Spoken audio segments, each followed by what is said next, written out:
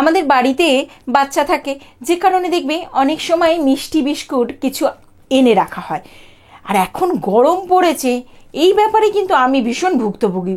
ওই বিস্কুটের মধ্যে প্যাকেট করা আছে, তা সত্ত্বেও পিঁপড়ে ধরে যাচ্ছে। আমি ভীষণ বিরক্ত বোধ করছি, এবং এই পদ্ধতি আমার মতো অনেকেই কিন্তু এই সমস্যায় পড়ছে। আর আমি যে পদ্ধতিটা আজকে বলবো, যে পিঁপড়ের হাত থেকে বিস্কুটের প্যাকেটকে কি করে রক্ষা করবে, সেটা কিন্তু দারুণ পদ্ধতি। আমার মনে হয় অনেকেই করবে। সেই কারণে জিনিয়াস টুকিটাকিতে আমি তোমাদের সকলকে স্বাগত জানাই।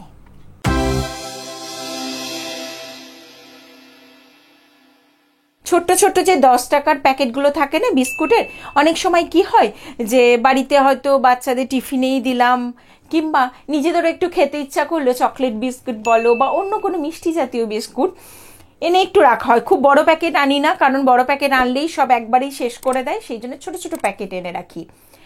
এবারে এই বিস্কুটগুলো রাখতে গিয়ে দেখেছি, যেখানেই রাখছি না কেন পিঁপড়ে ধরে যাচ্ছে। মহা বিপদে পড়ছে। আর পিঁপড়েওয়ালা বিস্কুট কেউ খেতে চায় না বাড়িতে।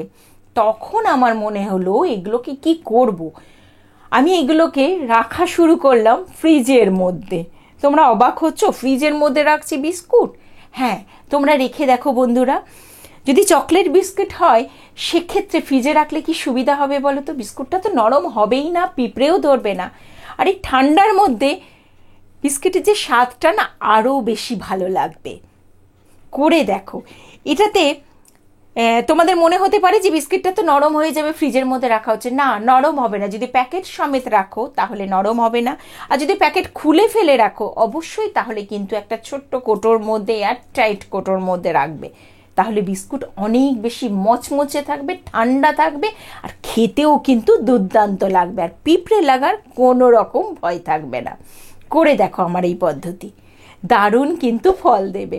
কেমন লাগলো এই টুকিটাকিটা সেটা জানাতে ভুল করো না। আরও তোমরা কি করো, পিঁপড়ের হাত থেকে বিস্কুটের প্যাকেটকে রক্ষা করতে তোমরা কোন পদ্ধতি অবলম্বন করো, সেটাও কিন্তু আমাকে জানাতে ভুল করো না। খুব ভালো থেকো। নমস্কার।